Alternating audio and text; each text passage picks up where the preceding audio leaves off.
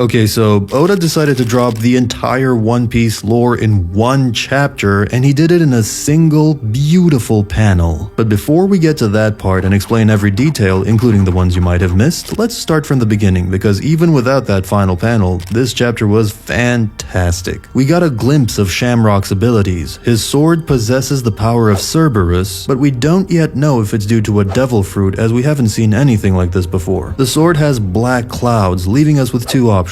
Either Shamrock has managed to control and awaken the devil fruit inside the sword, which would be incredibly impressive and would mean he's also a great swordsman, or the power was granted to him by Imu. So far, we've only seen black clouds surrounding the Gorosei, who have Imu's powers, and Lucci, an awakened devil fruit user. I believe Shamrock's sword has devil fruit abilities, which automatically debunks the popular theory that Blackbeard has a Cerberus devil fruit. Shamrock and his Cerberus look incredibly badass, and I expected nothing less from Shanks' twin brother. We saw only 1% of his power, but even that was enough to seriously injure Loki. Yes, Loki is chained to a tree and his haki is nerfed, but still, he seemed way too terrified of Shamrock's sword attack. They also had a brief conversation. Shamrock mentioned that Shanks returned to Marie-Joie once, but ultimately chose to live in this filthy lower world. When Roger returned from Laugh Tale, he told Shanks something that made him cry. Perhaps this was the moment Roger revealed the truth about Shanks' family. After witnessing how people lived in Marie-Joie, Shanks may have decided to become a pirate to change that. Additionally, Shamrock was already aware of his twin brother, meaning the pirate he discussed with the Gorosei was not Shanks. These past few chapters have clearly shown that Shamrock is the complete opposite of Shanks. Shanks ended the Marineford War while Shamrock wants to start the Elbaf War. Shanks has an attack called Divine Departure while Shamrock arrived with a demonic ritual. Shamrock warned the Gorosei about a pirate just as Shanks warned Whitebeard about Blackbeard. Shanks captured Loki to save Elbaf while Shamrock wants to free Loki to destroy it. Even their swords symbolize different ideals. Shanks' sword, Griffin, represents divinity, nobility, and protection. Shamrock's sword, empowered by the Cerberus Devil Fruit, embodies destruction and the underworld. There's also a chance that Shamrock wields a cursed sword and has managed to control its curse, Cerberus. If so, this could explain why Zoro saw the Grim Reaper. It might be the power of the cursed sword, and Zoro will have to learn how to control it. The scene then shifts to Luffy, who is discussing Shanks with the giants. Meanwhile, the mysterious man continues approaching the castle. There are still 3 possible identities for him, and I don't think that will change until he's revealed. Scopper Gaban, Shiki, Louis Arnaud. He seems way too calm to be Shiki, and for some reason, my gut tells me it's not Scopper Gaban either. Oda has been setting up the significance of Arnaud since chapter 115 and 93. His book was among those Arlong made Nami read to learn cartography. Oda wouldn't just mention a random character, so I believe it's him. Before we discuss the final panel, I want you to focus on this detail. We see Brook in Nika's pose. Oda has already drawn Usopp, Kizaru, Vegapunk, and other characters in this same pose one by one. I wonder what it means. In the last panel, Frankie, who, by the way, looks a lot like Emmet from the back and is most likely Emmet at his age, is standing in front of a huge drawing. I am sure Oda has planned this panel for years. Every detail has its own meaning, and I will try my best to decipher each one. Let's start with the images and then move on to the text. On the left side of this image, we see Imu holding the Mother Flame. Before Imu, we most likely see the Sovereign Kings and the future 5 Elders. They are fighting against Joy Boy, Emeth, the Lunarians, and Lily, who is on a ship with the Flag of Dawn. In this alliance, we also see an ancient giant wielding the Sword of Elbaf along with samurai, minks, tontatas, giants, and sea kings. Additionally, we can see 3 ancient weapons: Poseidon in the form of a mermaid, Uranus in the form of rain, and Pluton in the form of a massive whale. I will explain why Pluton is a whale, how Oda has foreshadowed this for years, and when we'll see Laboon again. Joy Boy had an advanced kingdom, 3 ancient weapons, Lunarian gods, and other strong tribes, while Imu had 20 weak kingdoms and 1 Mother Flame. And still, Imu won, the underdog of the century. History will repeat itself, and we will see Imu, the Gorosei, and the Holy Knights fighting against Luffy and his alliance of fishmen, samurai, minks, giants, tontata, the Grand Fleet, and most importantly, Lunarians.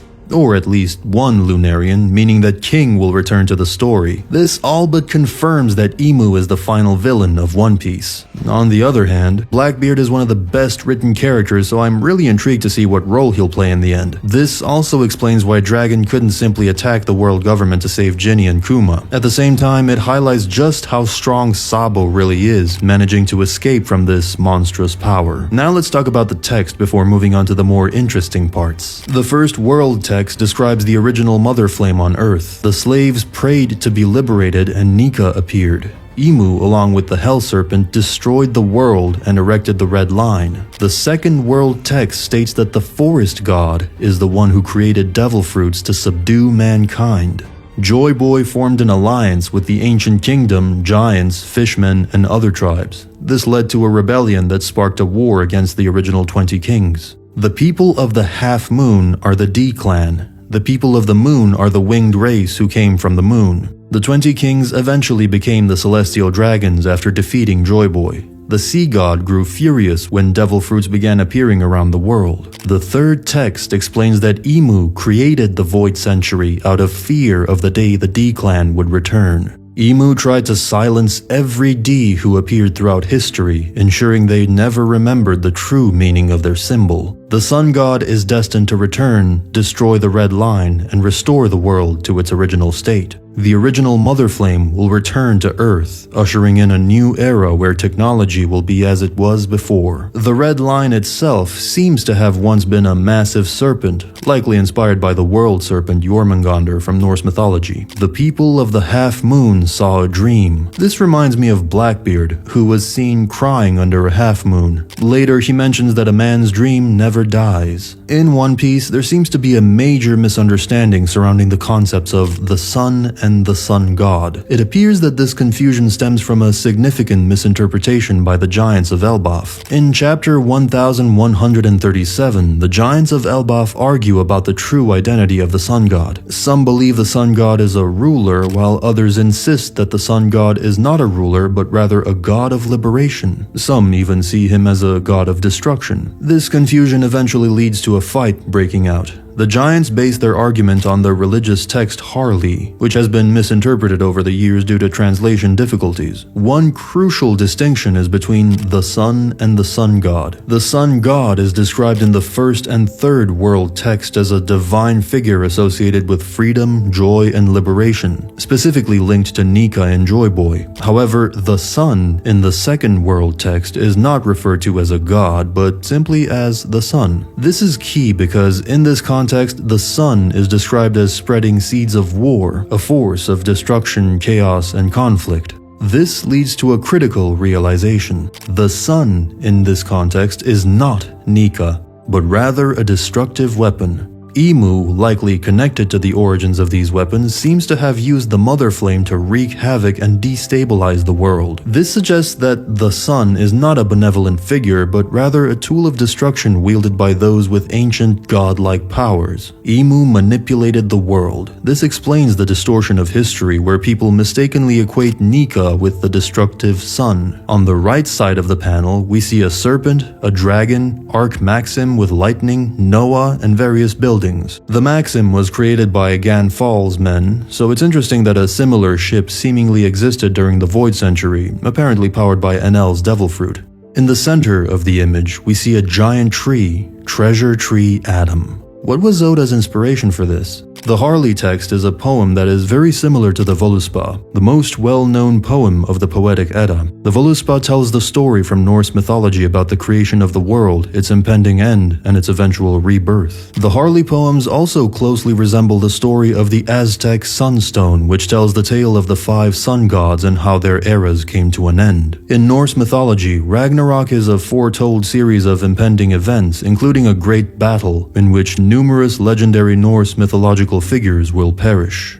Now, as I promised, let's take a look at the connection between the whales in One Piece and Pluton. Let's focus on our fated friend Laboon first. This whale has been bioengineered by Crocus and is considered an island whale. Laboon is outfitted with metal corridors and chambers within his body, even one that contains an island where Crocus spends time. The inside of Laboon is painted with an odd substance that presumably serves a specific function. I believe Pluton is actually a whale engineered in a similar way to Laboon, and Laboon's mission is to break apart the Red Line. Let's take a look at several other connections between whales and battleships in the world of One Piece. The legendary pirate Whitebeard commanded a ship named Moby Dick. This massive battleship struck fear into the hearts of many Marines and pirates during its time on the seas. Herman Melville's novel Moby Dick depicted the white sperm whale. Among the many themes embedded in this story, the white whale symbolizes things like God, evil, and the ocean. It seems this is a recurring theme with the ancient weapons. They can be either good or evil depending on who wields them. Another name for Pluton is Orcus, which was considered the punisher of broken oaths. Interestingly, the name closely resembles orca, a species of killer whale. That's the most dangerous beast in the history of shipbuilding. Can humans really build this thing? Pluton is personified multiple times throughout the story, being called a beast or described as sleeping beneath Wano. Could it, like Poseidon, be alive? Could the whale tree in Zhao hint at Pluton's true nature? We even see Frankie, one of the only people alive who has seen Pluton's blueprints, sporting a whale-themed hairstyle. I'm sure that as time passes, more details will be revealed, which will spark even more of my theories. Don't forget to subscribe so you don't miss them. This chapter contained the most One Piece lore we have ever seen. It may even be one of the top 10 chapters in the entire story. Even more shocking is the fact that One Piece started over 25 years ago, and only now are we getting major revelations about the world's history. Please share your thoughts about this chapter in the comments. And if you want to learn more about the final war of One Piece, you can watch this video right here.